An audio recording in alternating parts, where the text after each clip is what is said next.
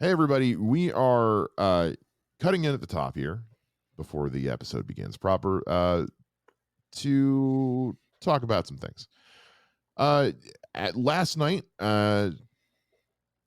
unfortunately, the news broke out that Keith Giffen, who was a comic book artist and writer who had left quite a legendary mark, particularly on DC Comics as well as Marvel and others, unfortunately passed away at the age of 70 years old.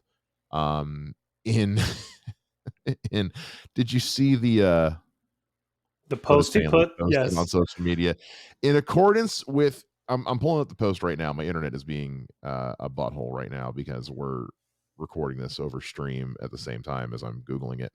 Um, in accordance with Keith's wishes, though, his family posted on Facebook, I told them I was sick. Anything not to go to New York Comic Con. Thanks. Keith Giffen, 1952 to 2023. Blah, ha, ha, ha, ha. Yeah. Man, just respect. Pour one out for the homie. That was excellent. That was just excellent. And going with the tone of his Justice League series and a lot of the stuff he did makes total sense that that'd be his thing. It 100% does, because Keith Giffen. I mean, Keith Giffen caught some guff over the years. People didn't always like his writing. It was tended to be very lighthearted, very comical, very just like here for fun first and everything else second. Yeah. That doesn't always work with everyone. I know you and I are fans of fun, so I'm not gonna, and you know me well. I've said it before on here. If you can make me laugh, I'm already 2/3 of the way on board. Yeah. So Yeah. um, but Keith was the creator of characters like Lobo and Rocket Raccoon over at Marvel. He was also one of the creators of Jaime Reyes, who we just saw on big screen as Blue Beetle. He was also the person who decided to drop the words of America from Justice League of America, called Just Justice League. And it was through that he also co-created Justice League International and Justice League Europe, which both ran for, I mean, and I could go on and on and on and on. It's, if you want to talk Batman, he did a lot of work on Batman Legends of the Dark Knight, which we're both fans of. Mm-hmm. He worked on Batman Black and White. He worked on Joker's Asylum, which was very good. If you haven't read that, he did some stuff for JLA, which I really like. House of Mystery. I mean, this guy's hand in DC and Batman is everywhere. He had a very long, involved career. Yeah. He did stuff for Valiant back in the day. He actually did looks like storyboards for cartoons. I mean, the dude he's just been around for a while. And Yeah, yeah, I was a huge fan of that Justice League run. It is the run where the whole one punch situation between Batman and Guy Gardner comes from. Um, yeah. Creating Lobo and Lobo's all nonsense through the early '90s, which I was the hugest Lobo fan. Mm-hmm. So much so that I was just super excited when he showed up in Young Justice. Um, but yeah, this guy's like he's just one of those guys that like I think a lot of what I was reading in the late '80s and early '90s, he had his hand in, and it was amazing. His work, it's curious to see in the ways that his work has influenced things, because like to flip to the Marvel side of things, Keith wrote uh for the first 4 issues of Drax the Destroyer in 2005. And this is pre MCU, pre Guardians of the Galaxy. This is before Drax was in the Guardians of the Galaxy. Drax the Destroyer didn't join the Guardians of the Galaxy in the comics until 2008. Yeah. And Keith's version of Drax is kind of like tonally is what we get in the MCU. That's what Dave Bautista is doing. Dave Bautista is doing Keith's version of Drax expertly, I might add, flawlessly, I dare say. But again, we just talked about My Adventures with Superman, and how if there's one thing we want to see back in season 2, it's that show's version of Lobo. Yes. Because when you talk Superman villains, you usually are talking about Lex Luthor 9 times out of 10. Maybe General Zod, maybe Brainiac. But there's one that everybody agrees rocks harder than it rightfully should. It's Lobo, and Lobo doesn't exist without Keith because Lobo is awesome. Yes. Lobo is that perfect combination of humor and drama and grit, and it's I I don't think I've ever actually experienced a bad take on Lobo, if I'm being honest. We haven't had many takes on Lobo, but I don't think I've ever seen a bad one. No, I mean, he was in Superman, the animated series, a couple times, and he was great. Did you ever read the companion comics to that show? No, I never read any of the comics of the shows. You never read any of the companion comics for like the animated series? First of all, not bad, I will say. There's an issue of the Superman one that lives rent free in my head because it's about Lobo and it's got some of the funniest jokes I've ever seen in a DC comic ever in my life. They still make me laugh to this day, and they're all from Lobo, and I will tell you them when we're not recording because I don't want to take up too much time here. But yeah, Keith had a very interesting way of writing. Like I said, it was very funny, it was very fun, it was very silly at times, and sometimes maybe not when it needed to be. He did have a tendency to, like I said, it was about the bit first. And as a comedian, I appreciate the commitment to the bit. As a comic book reader and appreciator, yeah, there were some times where it's like, okay, Keith, all right, bud. Uh, all right, okay, move on. Yes, you're very funny. But but obviously, and as we see in the way in the Facebook post that his family made, I mean, obviously he was like, that was him. That wasn't a bit. That was who he was, and he was like that literally until after he died. Uh, he still got the last laugh in, which I love and appreciate. And it's a rare thing, but yeah, prolific What I want to writer. do when I die, that's going to be in my will. Is like, here's a funny joke posted on social media. Well, 5 days later, scare the shit out of people, make them think I've been hacked. yeah. Well, when I die, you do that thing with the black trench coat and the umbrella at my funeral. Can you do that for me? Oh, 1,000%. 1,000%. When I die, I want it to be when I die, I want my funeral to be hilarious. Uh, I want people to leave my funeral crying from laughter. I want to be roasted in the grave. I want comedians to do a roast of me. Like I want it like Werewolf by Night. Which I still haven't watched yet in October. I need to watch before Halloween.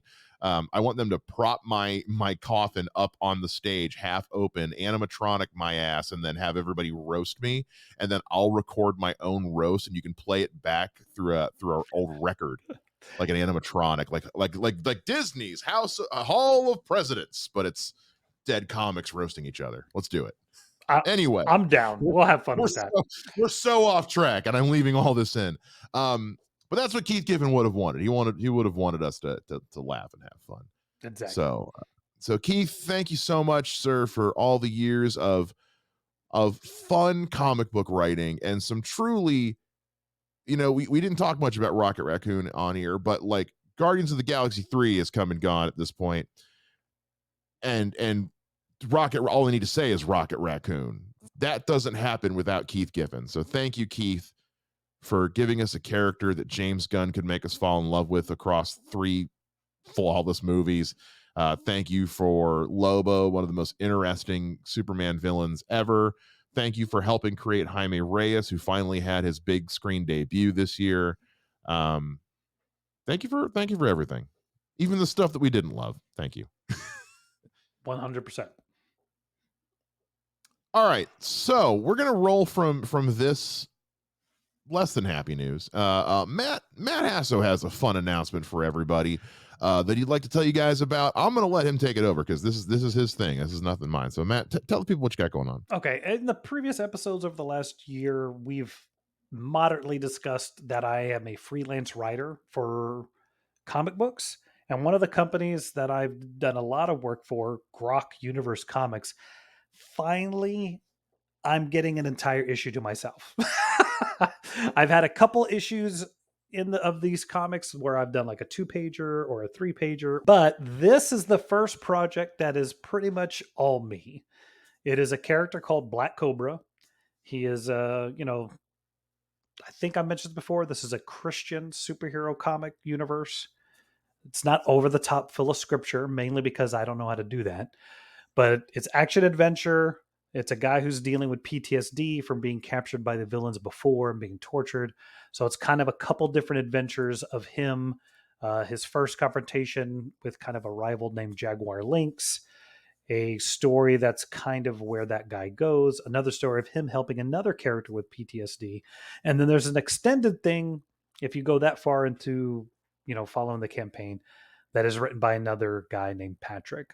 But this has not started yet. The campaign itself will start on October 25th, but due to algorithms and Kickstarter and all that kind of stuff, getting people to follow it is always helpful.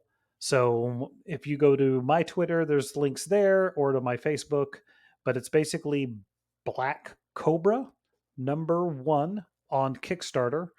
We'll Just put a go link there. to it in the description of this episode as well, guys, so you can scroll down and click the link, and it'll take you there. And all I'm asking you guys to do, go click the follow or click the remind me when this happens. If you can support it, great. If you can't, great. If this doesn't go in line with what you believe, totally understandable. If you just like me and want to follow me no matter what I do, I love it. However you guys can support, it costs $0 to log into Kickstarter and go remind me when this starts. And that's all I'm asking you guys to do. So, but I'm excited. It's a cool book.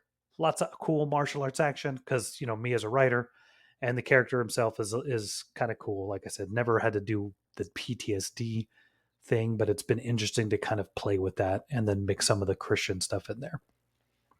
Cool, man. That's cool. Look, I worked on a book for a number of years that's never going to see the light of day. So, like, and anyone who's ever done independent comic book publishing in any regard knows how hard it is to even get this far.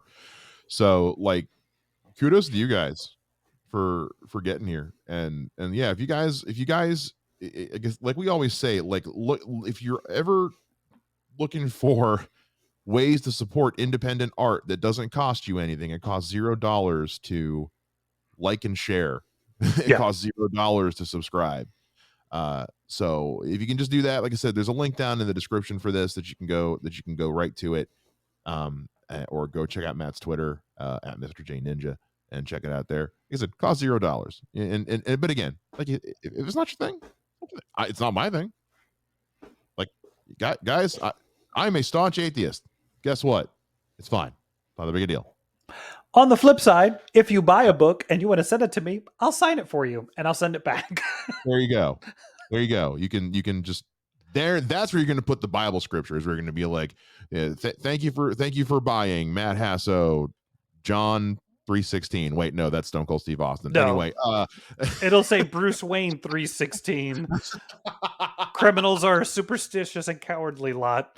Oh, it's one of the worst quotes ever, but I love it every time I hear it. So guys, go check out Black Cobra for Matt. See what you guys think. With that being said, thank you for indulging us as we delay getting to the actual show. In the meantime, so please now sit down, relax. If you haven't skipped ahead, maybe you've skipped ahead, and if you're still listening at this point,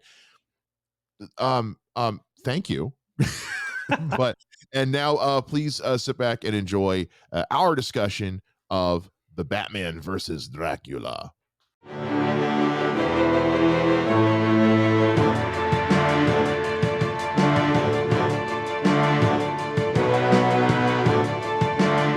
Hey everybody, welcome back to We Are the Batman. I'm Mike.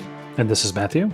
And we are back here for spooky season on We Are the Batman. We are getting into another spooky, creepy, horror, Halloween, whatever have you themed episode of the show as we take a look back at the animated straight-to-video movie from 2005, The Batman versus Dracula, based on the animated series The Batman, which was airing on Kids WB at the time. I believe this falls between the first and second season. Yeah, maybe because the show starts in 2005. Does it? I thought it started in 2003. Was it 03? I think it's 03, but I've got most of this picked up. So let me double check here. No, it first aired on it first aired on Kids WB on September 11th, 2004. Oh, okay. What a day. Yeah. But yeah, so this was right after the first season ended. So Yeah. this is when So if you season one really kicked. think about what it takes to produce something, they probably started making this at the same time as the first season, They had to have. There's no way they didn't, especially back then. Yeah, which this also was they makes were sense. probably that was no good. Good. No, it makes sense because like there is none of the supporting cast from the regular season in Nope, this thing. none of them. Batgirl's not in it. Gordon hadn't been introduced yet. Robin hadn't been introduced yet. None of the cops are in it. I mean, they introduced Vicky Vale, who I think at this point hadn't shown up on the show yet. I think this was her introduction I want into to this say world she as was this is the well. only time she's there. I think you're correct. I think you're absolutely right, honestly. And they don't introduce any new villains other than Dracula himself. So, um, yeah, it makes sense that I almost feel like because the Batman fighting Dracula in comics had already happened long before this ever Yes. came around. And so it is treated as a kind of loose adaptation, and I say the word adaptation with a big grain of salt on that comic. It's an adaptation in name only, really. um but yeah, this almost feels like a pitch for the show. You know what I mean? Like Yeah. it feels like something they would use as like a here's kind of what we're going for with the show. If you don't want to make the show, could we maybe just make this movie? And then they made the show and saved this to kind of like carry them in between the end of season one and the beginning of season two. Well, and the weird thing is what I realized the other day when I was doing research on this is that this came out as a direct to Mhm. DVD release Yes. at the same time as Batman Begins. Yes. So it's like one of those like, hey, we have this show going. Let's make a direct DVD and see if Yeah. we can get, jump on that bandwagon. Well, and And this wasn't the first time they'd done that either. They released Batman Sub Mr. Zero, Freeze, Sub-Zero the same time as Batman and Robin because yeah, they were like, yeah, it's enough of a cross. Now, does the Batman versus Dracula has nothing to do with Batman Begins whatsoever, but correct. yeah, it tracks that they were like, fuck it, we're all in on Batman right now. Let's just do the thing. Because this is also when Teen Titans is on the air, Correct. and we've talked about this in the past on this show, and we talked about it a little bit this morning, but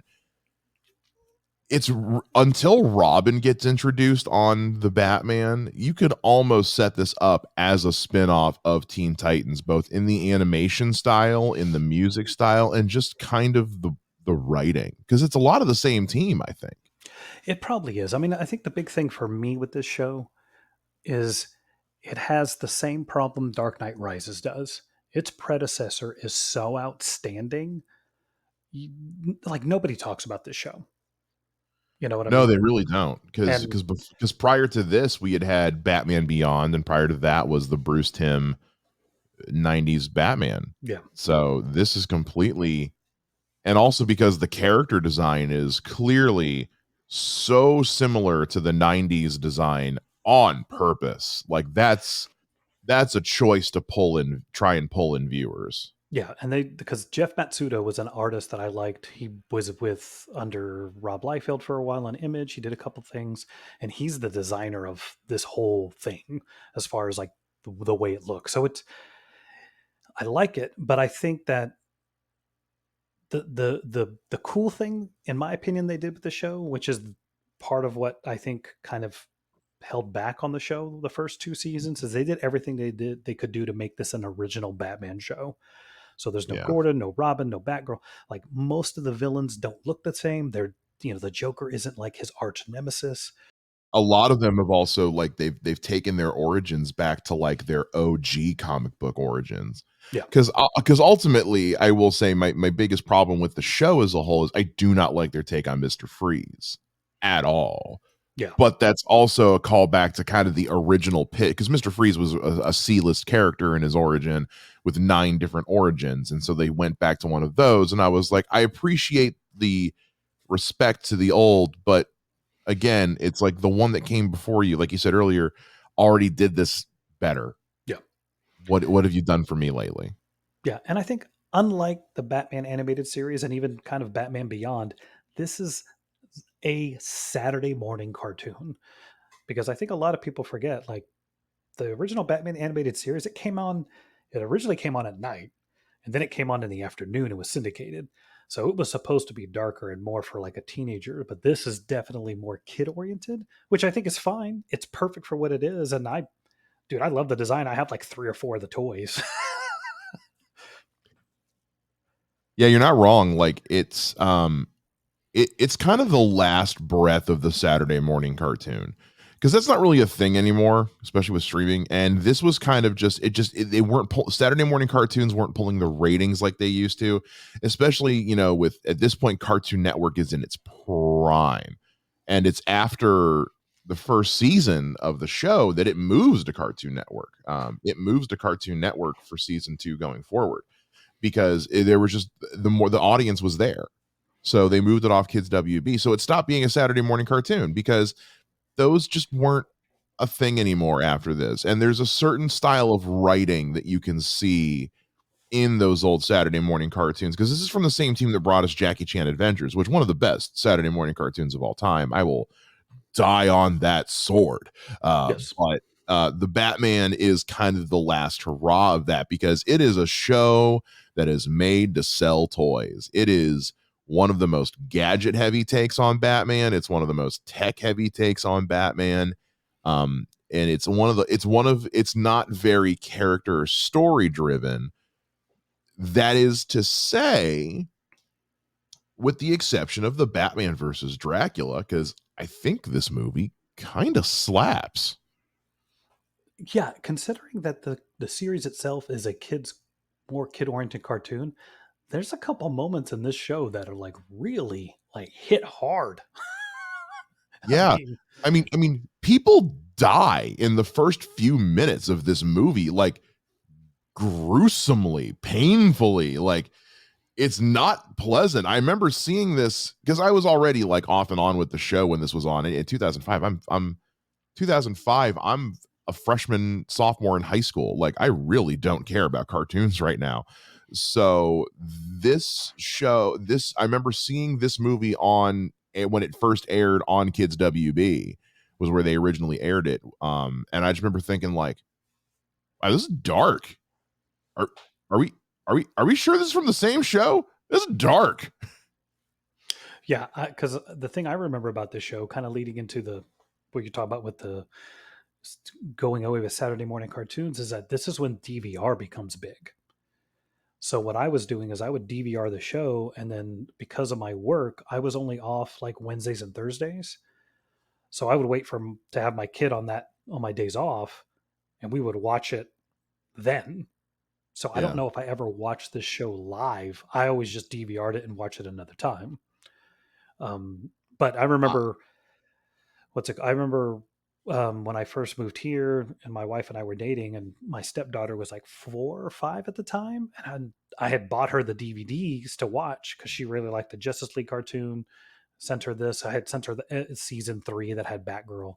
I was like, "Hey, let's watch this." And like halfway through the show, my wife's like, "What is this?"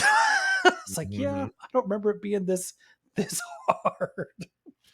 Yeah. It's yeah, the movie is that's why the movie I think feels more like the pitch for the show, and then the show itself is think of it, and don't turn off the podcast when I say this. Think of it like politics, okay? When a bill gets introduced to be turned into a law, it goes through a lot of changes and changes and changes, and then the final product is what you get after those changes. Same with a movie. It's like, here's the script, studio, here's the final movie. The Batman versus Dracula feels like the pitch for the show, and then studio, here's the show we end up getting. Because the show feels like a watered down version of what the movie's trying to be. Because if the show had been as well put together as this movie is, I'd have watched more than the first 5 episodes of the show. Because I bailed after 5 episodes into season 1, and I didn't watch it again until I watched it elsewhere many years later. Yeah, and I think also like what's it called? Is I think knowing when they finally make it or when they release it, it's direct to DVD first.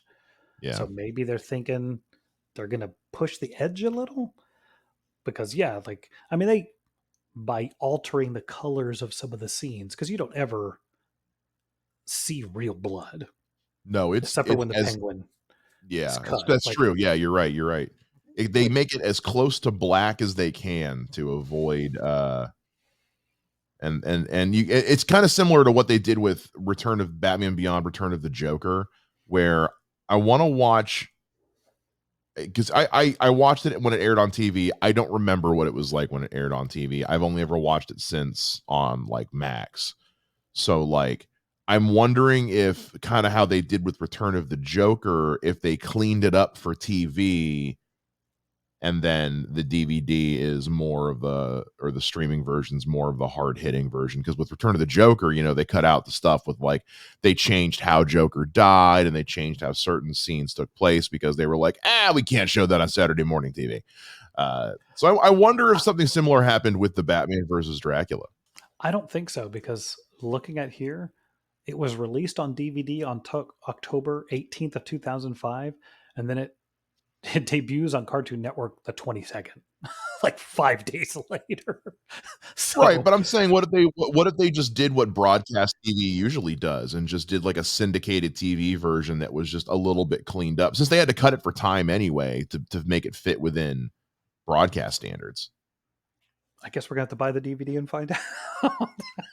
Anyway, well, let's look. We've talked a lot about the show, and I think it's because this is the only opportunity we're ever really going to have to talk about this show. Because again, we like it fine, but not enough to like dedicate a whole episode of the show to it. Maybe one day if you guys ask for it enough, but as of right now, it's not on our to-do list.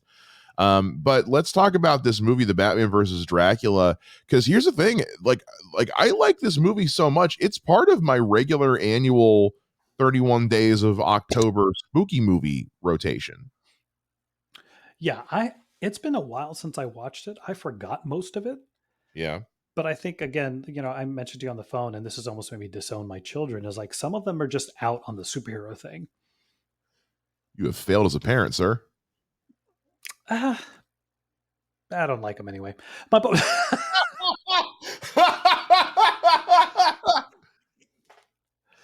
look, I got my son to dress up as Robin when I was cosplaying Batman. Peak done. That's fair. That's fair. But no, I think like what I really liked about this, including the show, is like the big thing for me. I think with the Batman is I love the design of this whole show, and I think that's affords me. Is that the right way to say that? Like I give it a lot of leeway because I just love the way it looks. But No, that's totally fair. That is because for like 99% of the designs on this show are spectacular. yeah, There's a couple where I'm like, that needed a draft too. Looking at Mr. Freeze and Catwoman specifically, those are the two in this show where I'm like, back to square one, guys. But like I love the take on the Riddler. I love the take on the Joker. I know that's kind of a hard line for some people is this version of the Joker, but and he plays a big part in the movie. So let's talk a little bit about this design of the Joker. How do you feel about it? I love this design. I think the big thing this show did for me, and I've mentioned it several times, is like I always feel like the problem with Batman is once he solves all the riddles and gets to physically be in front of his villain, they stand no chance. You know. So for this, they up the ante on all the villains and they all become like crazy anime manga martial artists. And making Joker this weird like Rastafarian capoeira guy Yes. is just chef's kiss. And I don't think he gets enough credit. But Kevin Michael Richardson's voice for the Joker on this show is so unique and so fun. I love As a comedian, one of my favorite comedy tropes that happens in voice acting, especially, is when someone hard transitions mid sentence from a high pitched voice to a low pitched voice or vice versa. And Kevin Michael Richardson is such a black belt at doing that when it comes to voice acting, especially for how he uses it with this Joker.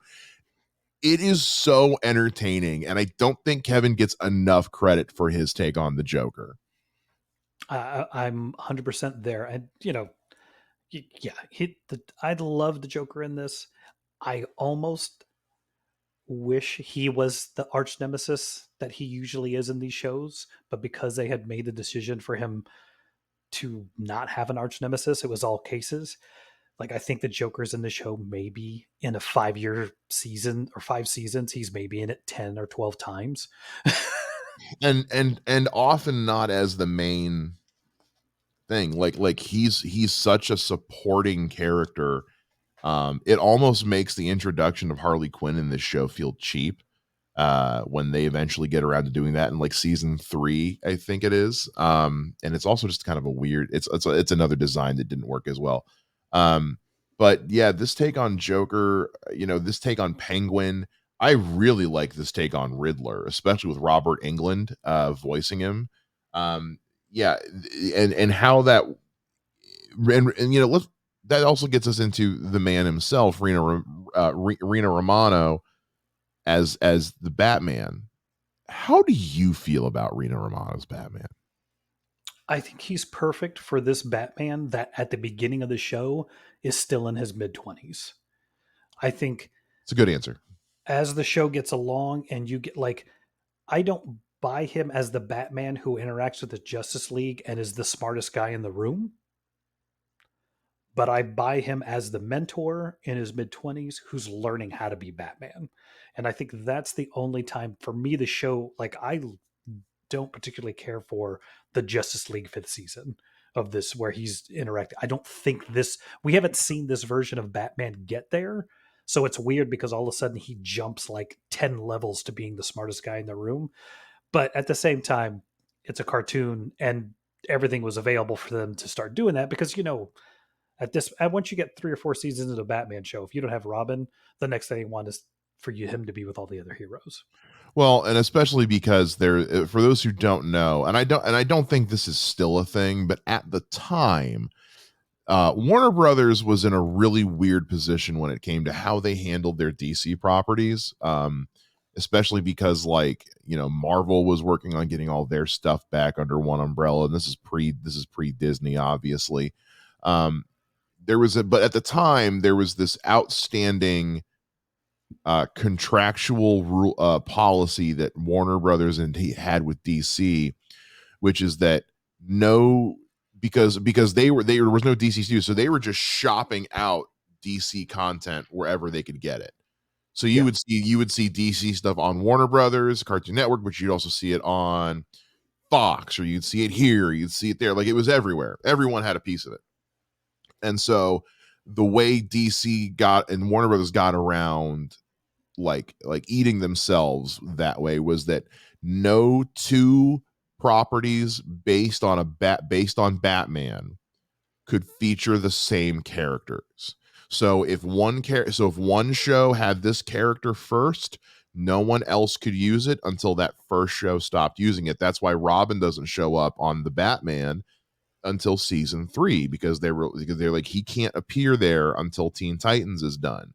Same Yeah. thing with a lot of the villains too. Like there were villains they didn't introduce on this show until they had been removed from other shows. It was a big problem they had that was born from a place of self-preservation, but ultimately kind of it just made all their stuff suffer a little bit because they were pulling themselves too thin. Oh, don't even get me started on the fact that Spider Man doesn't appear in any other Marvel cartoon but his own until Yeah. 2013. Yeah. It's That's a whole other conversation. But to get back into the Batman versus Dracula, um, this movie was one of, at the time, the few times in my life I had seen death in animation. Yeah. Like I had seen Detective Turpin get offed in Superman the Animated Series, which still to this day has left me shook. I can't believe they did that. Um, there was this, and then outside of things like South Park, I don't think I had seen death happen in a cartoon, especially not a television Saturday morning cartoon. So their decision to like do the thing with this was, I mean, was really impressive. And that there's a little bit of dialogue that kind of makes it okay in that they say he's not killing them, he's turning them into vampires, which is They why. are very careful with the language they use because they're like, well, there are certain things we just can't work around. Yeah. It's like Deadpool saying he has to unalive somebody because he can't Which is say still kill. one of the best jokes ever put into a superhero cartoon ever. Yeah. It's like, you unalive them, you mean you can I don't say the K word. Well, and there's some workarounds with that too in this show, because like the thing with blood is that, and I can say this as somebody who has worked in broadcasting and broadcast television for over a decade, is that the way you work around blood is the color. Mhm. It can't be too. It can't be. It has to. Oh, that's why a lot of times when you see like movies like The Patriot get re-aired on like TBS every year, like they always do, they make it look like he's covered in mud. No, he's covered in blood in the actual movie. So in this, they make the blood as close to black as they can. You never see the blood actually coming out of a person, Correct. You and never that's see kind. Dracula. Sorry. No, You yeah. So never. when he's at like the blood bank, it's like, yeah, these are just bags of blood. That's all you need to know. You don't see them come out of a person. And also when he's in the blood bank, like the lights are off, you can't see anything. It's That's how it's like, yeah, it's still fucked up and dark, but that's how they work around it to where they can at least get away. Because somebody like, how do they get away with it? This is how they get away with it. Yeah. I would love for somebody to go back to that scene of Batman and Joker fighting in that bank and actually colorize it. And that scene's going to get really dark and gross really fast. Oh man, I'm just picturing it in my head right now, and it's honestly making me kind of uncomfortable, and that's hard to do. But it's a lot of blood. Well, like when he feeds him, Yeah. pours blood out on the floor, and Joker licks it up like an animal. There's Yeah. you gotta look, props for the swing. I mean, that is good for them for taking a chance. It's chances like that you kind of wish they could have gotten away with on the actual show. This being a direct to DVD release, again, kind of like Return of the Joker, lets them get away with more, which is why, again, I think they probably cut some stuff when it went to actual air on Saturday morning, but we'll never know because I'm not going to go back and rewatch that. No, I think leaning into that even more is like they make Dracula pretty scary. Like for a kids cartoon. Oh, he's terrifying. Like yeah, you have those moments where he'll just completely revert to being like full on vampire and it's like holy mackerel, like you're not pulling back nothing on this.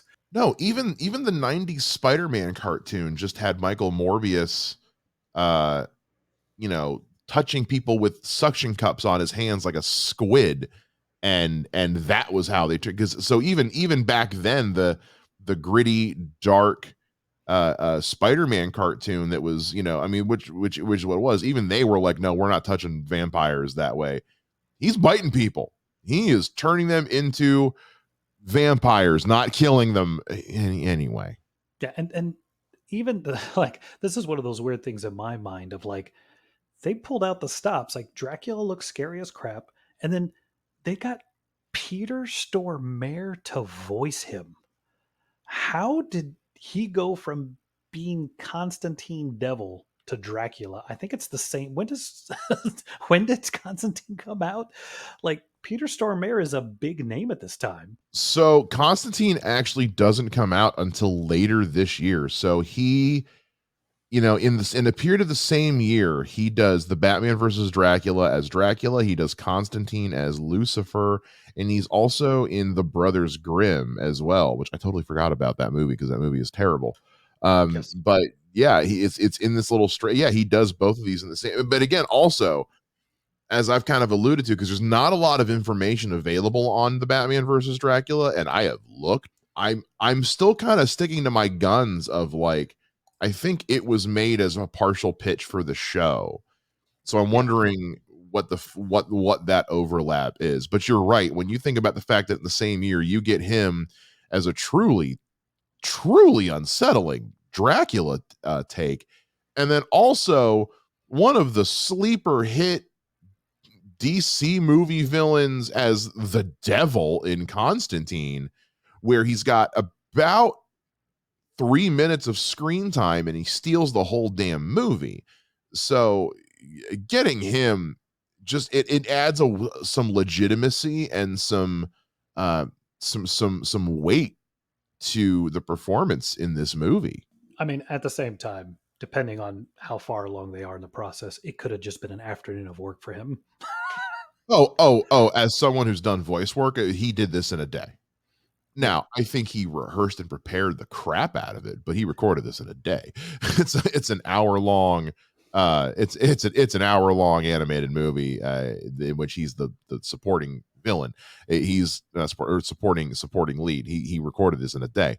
But it like he brings the A game. I mean, he takes this so seriously, but also has so much fun with it that it's just delightful. Yeah, because sometimes you can't tell it's him. It's like every so often I'm like, oh yeah, there he is. But he does have like he puts on the accent, he puts on the thing, and it's fantastic. He does what any good voice actor or any actor in general worth their salt does is he creates the character. Sure. He doesn't just do an inflection and read off the script. It's like no, he's created a character in his mind. He knows who this Dracula is supposed to be. He's dialed in. And you don't, especially at the time, you weren't seeing that a lot with voice acting, especially on a Saturday morning comic book cartoon. Because at this point, by the time this comes out, Batman Begins has come out, but it's still like the new world, the new age of respect for comic book stuff has not started yet. Yeah. The embers have been lit, but it is not, the fire is not burning. So for someone of Peter Stormare's caliber to give as much of a shit about this little 1 hour Batman thing the same year that he's doing a Constantine movie, speaks wonders to just reasons why I like Peter Stormare so much. That and he's incredible. Or who did he know or who knew him that was like, hey, it's a day, please. And again, he at this point he's done the Brothers Grimm this year. He's done. I mean, at this point, I mean, in Peter Stormare's career is, I mean, he's like Nick Cage, except he whereas Nick Cage says yes to everything, Peter Stormare says yes to everything and just does a better job. Because Peter Stormare is in everything from 1978 until today. So, it's very clear that Peter Stormare just likes acting and just likes to have fun because, I mean, he's done Bad Boys 2, he's done Minority Report, he's done The Lost World Jurassic Park at this point. Like, he just likes making movies, man. Yeah. Yeah. And you know what I want to say? Kind of pull this out because I always crack. I forget she's in this, and I'm like, hey, look at Tara Strong actually getting to use her own voice. Doesn't have to do anything because I think she did Batgirl a couple times, and I think she alters it a little. But here, she just gets to be a woman being a woman, and that must have been a walk in the park for her. It's a great chance to be able to just flex your straight acting chops, because like voice acting is acting, and it is a whole different kind of acting though. And so getting to just act without having to do an inflection, without having to do a quote unquote character, you can just do a bold face character. and Yeah. and for a character that only exists in this universe, in this movie, with Vicky Vale. She she makes them kind of like Peter Stormare. Doesn't have a ton to do, but does the most she can with it, and because it's Tara Strong, the queen of voice acting. And then I think everybody else is like dialed in from the show. Like like you said, Penguin's great. Everybody else. I have no notes. The guy who does Alice, what is his name? The guy who's Alfred in the series. Alistair Uh, Duncan. yes, I think he does that great. Like I said, like the fact that this is a beginning Batman. You don't have Alfred in his 60s or 70s. You have like a late 40s, early 50s Alfred, and I think he Yeah. plays it very well, especially when he just shotguns Joker in the face, or not Joker, but Dracula in the face. Well, and this is not his only time playing Alfred either. He would go on to voice him in the Batman Unlimited animated stuff, and he also voices him in Batman: The Long Halloween animated movies, which we're going to talk about next week as we get ready for Halloween and the end of the month.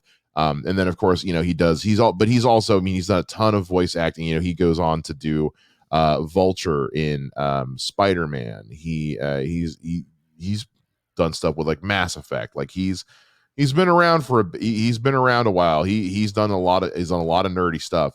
But I really like this version of Alfred. I don't talk about it enough. It doesn't come up enough conversation.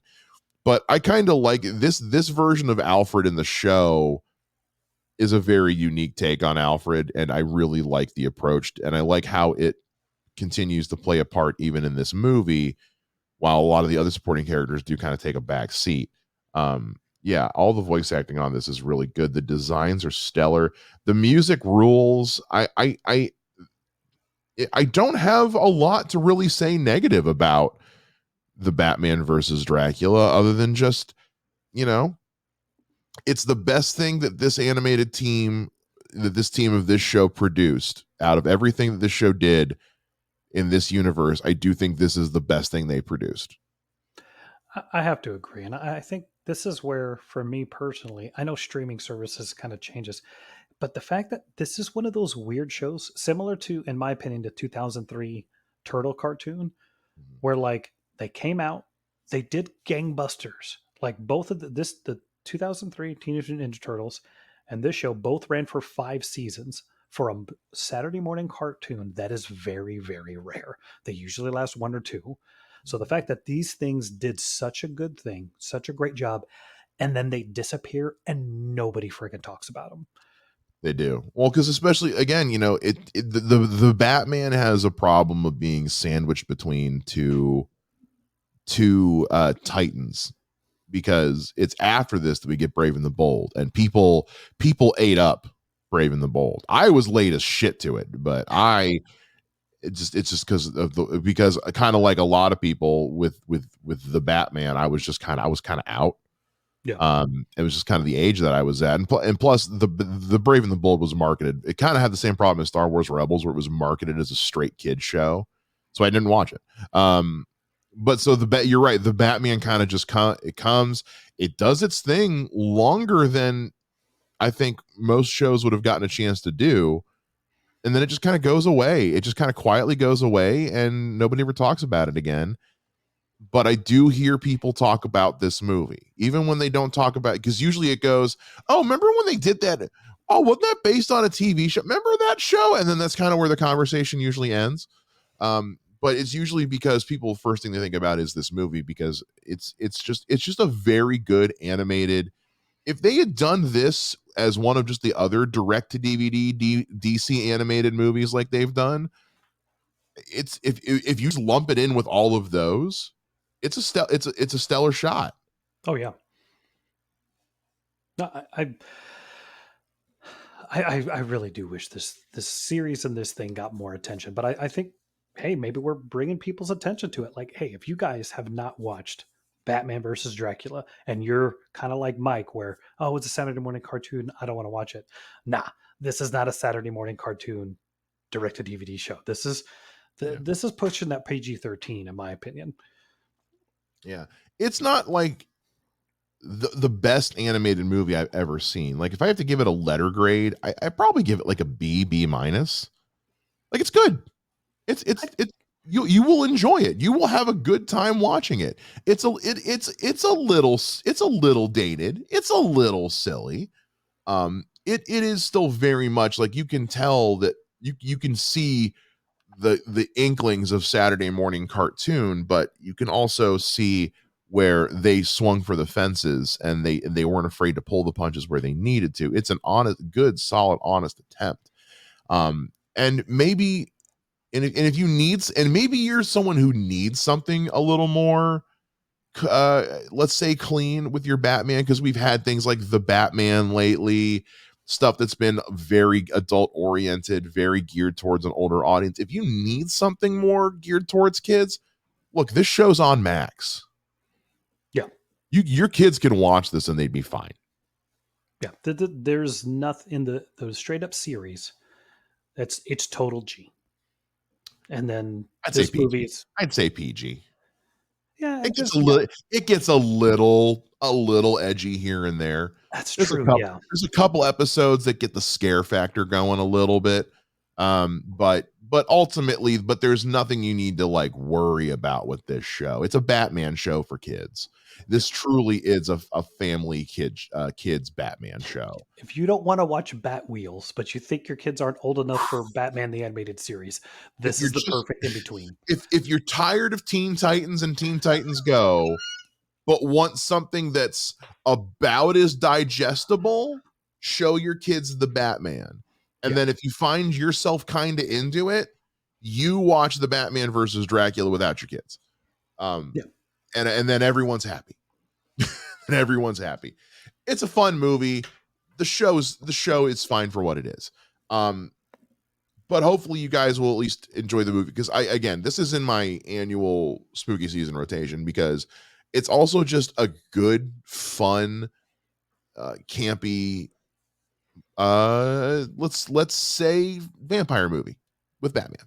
And it's quick. It's not that long. It's 84 minutes. Yeah, it clips. There's one thing I can say good about the show. It's that it was very well edited and very well paced at all times.